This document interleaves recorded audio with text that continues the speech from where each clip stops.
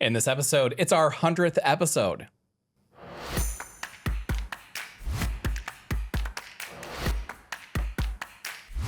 From the Heart of Paradise, I'm Matt. And I'm Sarah. And of course, joining us in studio as always is our amazing team helping us produce the 100th episode. Yeah, Very so exciting. It's hard to believe that we've done at least 100 of these because we have had some special episodes. So technically we've done more than 100, but 100, at least 100 times of us talking about the amazing things going on in PV.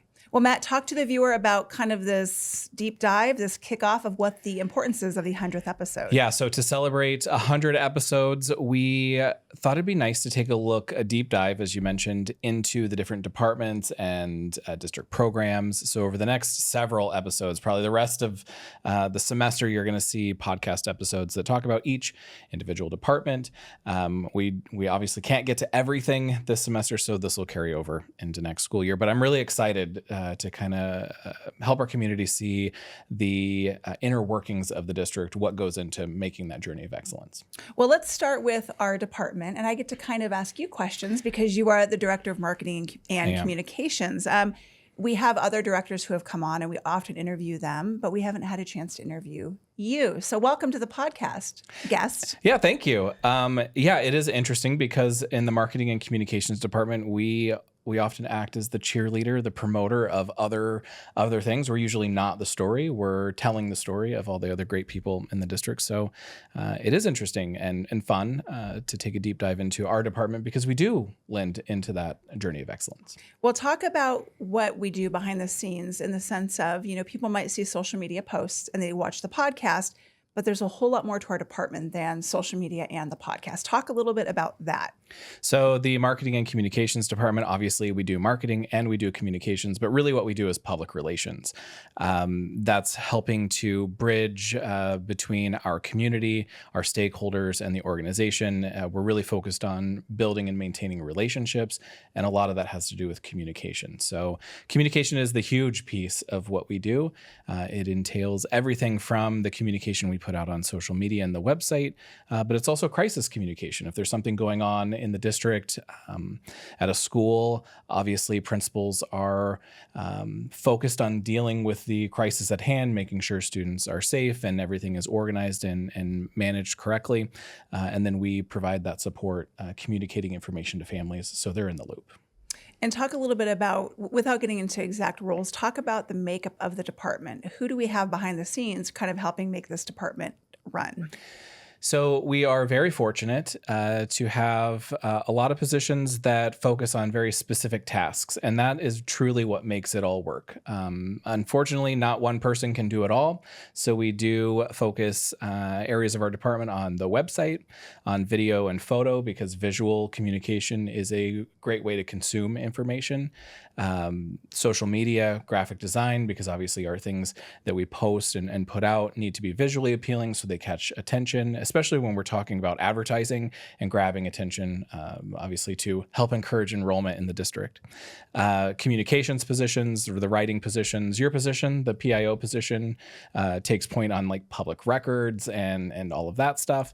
And then we have Spanish translation because the Spanish language is the second most spoken language in our district. Mm-hmm. So we do translate things into Spanish, both using programs that are embedded into our website to help translate the website. We also use AI to assist, but then we do manual translation to make sure that no matter what language you speak, you're still getting the message. Yeah, and I think it's important for people to understand we really kind of act as like a liaison between community and stakeholders and the district. And so we really want to have kind of our ear to the ground, know what's happening. We communicate things back to the district, and important information from the district, we report back to parents, community members, stakeholders. Talk a little bit more about, you mentioned crisis communication. That is a big part of our district, and it's not just reactive communication, it's also proactive. Talk a little bit about that for the viewer. Yeah, obviously when something goes on, we have an obligation to convey accurate information. So what I do like to tell people is our information might not be first. We're probably not going to be the text messages home from students, but our information will be as accurate as it can be at the time we send it. So we do want to make sure that the information we're sending has been verified before we send it out because we don't want to start rumors ourselves. So that's in the moment or after something potentially has happened, or what happens a lot in our district is we do things out of an abundance of caution to make our campuses safe. So we'll communicate a lot about that. But proactively, we also use a public relations framework for creating communications plans to help get information out to the community. I'm very proud of our team for this year earning a Copper Medallion Award. That's a state level award that kind of illustrates that the work we're doing here is a gold standard in public relations, and the award was received for a campaign that was safety related. Yeah. And not only was it a good campaign, it was very well written. It obviously earned high marks there, but it also helped the district in earning more than a 20% decrease in online anonymous threats over the decrease average of the entire valley. So I think that does go to show the importance of not only communication, but collaboration through communication. Yeah, I think it's important that people understand that, again, a lot goes on behind the scenes, like we mentioned, and we are here for everybody. We want to, again, be the voice. We want to be the people who are making others feel safe at school, know about great opportunities, and just really, again, like I said, be an ambassador, be a liaison between all departments. Before we wrap up here, tell us, what is your favorite thing being the director? What do you like most about your position and the department? What do you love about PVSchools? I've worked in communications or PR for quite some time for a variety of government or local organizations as well as private. And I've got to say that it's the culture and climate here. I absolutely love PV. It's fun to come to work. I love the people I get to work with and the stories we get to talk about, all those great things that students and staff are doing. It definitely makes the day more fun when you get to celebrate the work of others. Yeah, we do have a great department. And again, shout out to our team who help run not just Marcom, but they help us run this podcast. I will say, being the director, credit is often given to me, but it is not me. It is our team. We have a fantastic team, just as we will see other departments throughout the district have as well. Well, oh, there we go. Yeah. Well, thank you so much for joining us. And again, like Matt mentioned, this is kind of a kickoff and a deep dive into departments around the district to help viewers understand what goes on behind the scenes. Number 2 on that list of the deep dive into departments, we're talking about, obviously all the departments are important, but this one specifically important. This is how people get to work in PV, our human resources department. Earlier this semester, we sat down with Rob Dawson to learn more about the HR department. Let's go ahead and take a look. So joining us today in the studio talking about human resources is Rob Dawson, Director of Human Resources for the certified side. That is true. Yep. Hi, Rob. Welcome. Thank you. So for anyone who might not be aware, what does human resources do? What are the things that this department, your department, kind of oversee? Sure. Well, there's a lot of things that Human Resources does as a department. Basically, we're overseeing the human capital of the district. A big part of that is recruiting and hiring teachers and staff throughout the district, bringing them on board and making sure that they have as much of a positive employment experience as possible. We're really looking to make sure that our employees are happy and enjoy working for PVSchools.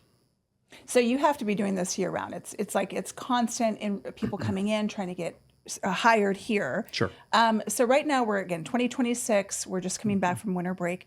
Do things pick up right now as we move into spring and get ready for next school year? Sure. So what we're prepping for right now is our staffing allocations for next year. And those positions are right now being kind of discussed with principals and gone over to make sure that each school has a staffing that they need to be successful next year. And then we have a process where we go through offering some of those positions to our current teachers where they could move around a little bit. But then those positions start to post late in February, early in March, and that's when kind of the silly season happens and people start applying and people move, and we really are doing a lot of processing and hiring and making sure we're getting good people in those positions for next year. So we know firsthand that this is a great place to work, but for anybody who isn't already an employee and they're looking at starting a career here in Paradise, what are some of the benefits that we offer? How do we recruit that top talent? Sure.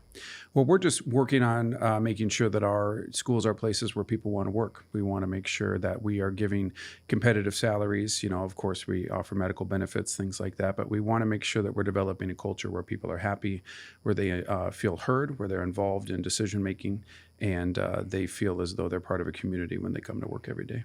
I think one of the perks you talked about too, though, is that ability for staff and for teachers to move internally. Even I think that's great. That oftentimes if people get to a point where they want to try something different, Yep. I think it's amazing that you allow teachers to put in the request to maybe move to a different school, a different grade level, a different position.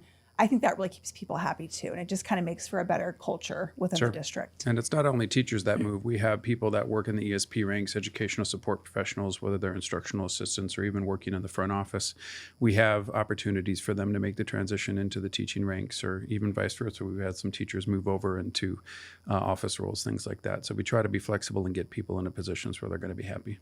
Yeah, that's amazing. So when people think of a school district, obviously they know about the principal and the teacher positions, but you mentioned educational support professionals. They make up a good portion of our workforce.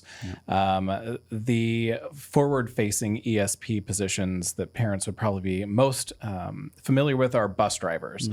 And nationwide, that's been a tough position to fill over the last several years. It's true here in PV, but also districts across the nation.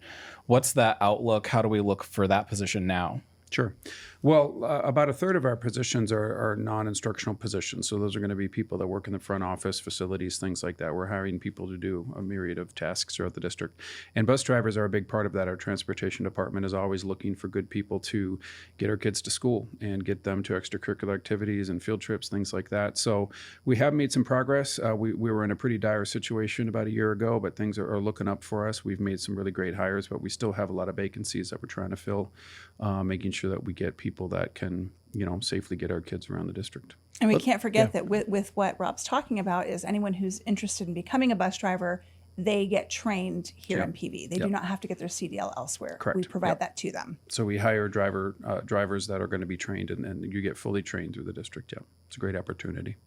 Obviously, bus drivers are one ESP position, but there's a bunch of others. What other positions in the ESP world do we generally look for? Might there be an opening for now? Well, right now, we're always looking for good, what we call IAs, or instructional assistants, mainly working with our SPED student population. We have students that have a high level of needs that need support from other adults in the classroom other than teachers. And throughout the district, we have IA positions at almost every school, and we have lots of vacancies there. So we're always looking for good people who are interested in working with kids. So if someone is interested, let's say we have a parent listening or just any other person watching, if they want to get hired here for an IA position or any sort of ESP, what do they need to do? Sure. Well, they're going to need to go to our website, go to the PVSchools jobs website, and apply for the positions. That's the first step. I always encourage people, if they have connections in the district, if they're familiar, if their kids go to a school and that's where they want to work, it's appropriate to reach out to site administration and leadership to let them know they're interested in a position and kind of advocate for themselves, because we get a lot of applications. So it helps to kind of make sure that you're celebrating yourself when you're applying for a job with us. But that's really the first start there. We're going to ask that you get an IVP card, which is necessary for all of our employees. That's something we started here about a month ago. And really just make sure that you do well in the interview and you find a principal that wants to work with you. For anyone who's not familiar with an IVP card, what does that entail and what does that mean for safety in our schools? Yeah, an IVP card is something provided by the state of Arizona specifically for educators, and it's just a background check, a high-level background check, since you're going to be working one-on-one and supervising students, possibly individually. So it's a card that they would have to go get fingerprinted for, and we help you through the process. It's not a difficult thing to do, and most people can get that IVP card pretty quickly. It's all electronic now. They've made some great advancements in how quickly they can process those. So it's not really a big deal, but it is something that we're requiring of all our employees. Well, and one thing, I think one final thing is that working for a school district for a school really provides great work-life balance. So I do want to encourage anyone who might be looking to consider PV schools, because you do have the opportunity to work while also perhaps getting some of the time with your family and friends when we have the breaks. Well, thank you so much for being on the podcast today and talking about human resources. If you are interested in a job here in Paradise, you can visit pvschools.net/jobs to find out more information, or you can contact a school and introduce yourself to the administration. Thank you to all of our HR staff for helping keeping the district running smoothly. With that, Sarah, that has been today's podcast. For more information on the many journeys of excellence, visit pvschools.net. You can also find PV Schools on social media by searching at PV Schools. Make sure to support student success by liking, commenting, and sharing. And as always, support the pod by rating us on Apple and Spotify and sharing new episodes on the social media platform of your choice. Bye.